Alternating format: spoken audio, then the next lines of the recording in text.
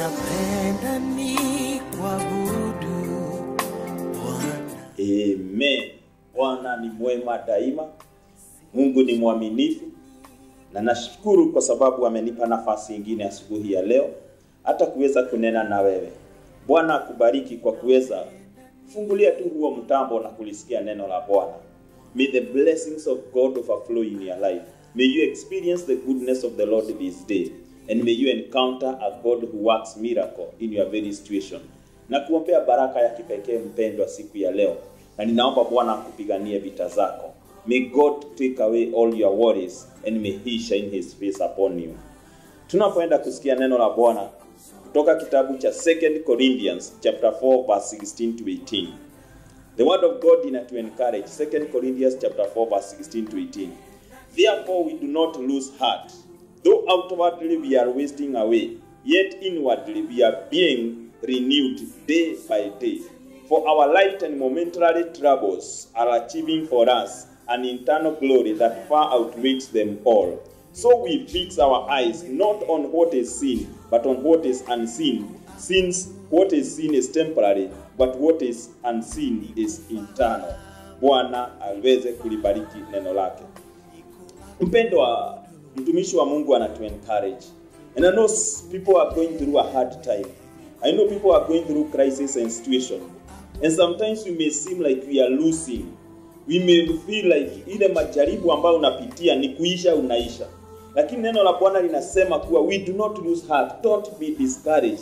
Maana ndani yako, imani yako inazidi kujengeka kwa kiwango ambacho hauwezi kuelewa. Testimonies comes from test. And the things that we go through life, they are the things that make us even more stronger. It is said that you are strongest where you have been tried most. Mahali umekuwa ukifinyika zaidi, unatokanga ukiwa uko na nguvu.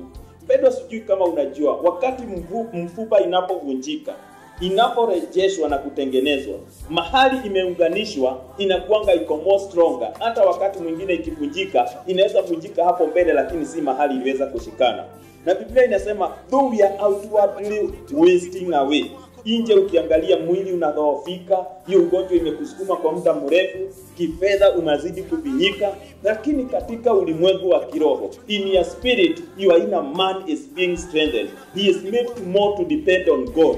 Unazidi kujua kuna Mungu unaweza kutegemea day in day out. Unazidi kujua there is a God that you can wait upon. The things of the physical may be eating and wasting us away, lakini ndani kuna mtu ambaye anazidi kujengeka and you are becoming stronger day by day. Ningetaka kukupa mfano. Wakati unaangalia the people who do athletics, hao watu unapatanga vile wanateseka. Asubuhi ameamka kusunguka, ameenda 10 kilometers, amejinyima usingizi, amejinyima chakula. Ukiangalia mwili wake umekonda, umereduce, hana ile kunenepa na unono ile alikuwa nayo. But one thing anakuanga akijua, inside me I'm becoming a better person. Na anajua I'm becoming somebody who is more competent. Bado hiyo weight nimelusi nje, lakini ndani I am becoming a more competitive person ambaye anaweza kushindana. Na inasema for our light and momentary troubles are achieving for us an eternal glory that far outweighs them all. Yeye anajuanga na ni kweli, ndani I'm becoming a champion.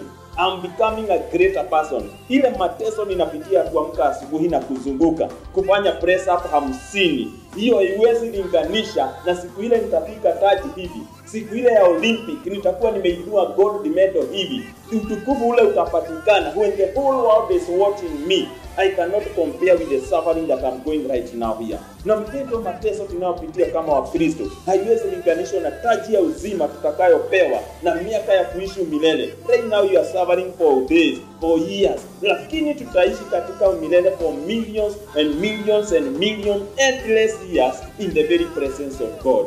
So usikubali mambo ya hapa duniani. Usikubali zile shida unapitia zikafanye ukakata tamaa. Usisikie kujiua, kujimaliza kwa sababu ya ile janga unapitia. Usisahau tumeitiwa uzima wa milele. And katika Warumi inasema kuwa the troubles we are going right now cannot be compared with what shall be revealed in us. Ile mateso tunapitia hapa ni ya muda, huwezi kulinganisha na kile kitafunuliwa. And it is true, wakati tunaonanga wa ushindi, when the champions are being revealed, Everybody want to identify. Everybody admires that moment. You cannot compare na ile shida alikuwa anapitia wakati wa mazoezi. And let us wait upon that moment. Be strong. Don't give up. And that's why mtumishi wa Mungu anasema we do not lose heart. Don't be discouraged. Simama imara. Piga moyo konde. Don't give up and say I'm going to be stronger. Kesho amuka na imani na ukasimame mpaka tufike mwisho na tutapata taji ambalo Bwana ametuwekea. Na wakati tunaongea juu ya taji ya uzima wa milele, mpendwa, kuna wewe ambaye hujaokoka siku ya leo, unaweza kujiandikisha. You can join the race right now. Unaweza kuamua kupokea Yesu Kristo siku ya leo. Weza tu kufanya hii ombi na ukampokea Yesu Kristo. Bwana Yesu, mimi ni mwenye dhambi. Mimi nimeishi kujipendeza, lakini siku ya leo nataka kukupa maisha yangu. Ukaniokoe, ukanisamehe na ukaniweze kufanya kiumbe kipya. I put my life and my trust in you. Lord, save me. Write my name in the book of life.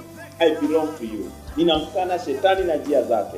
Niokoe kutoka siku ya leo na unishike mkono. In Jesus' mighty name.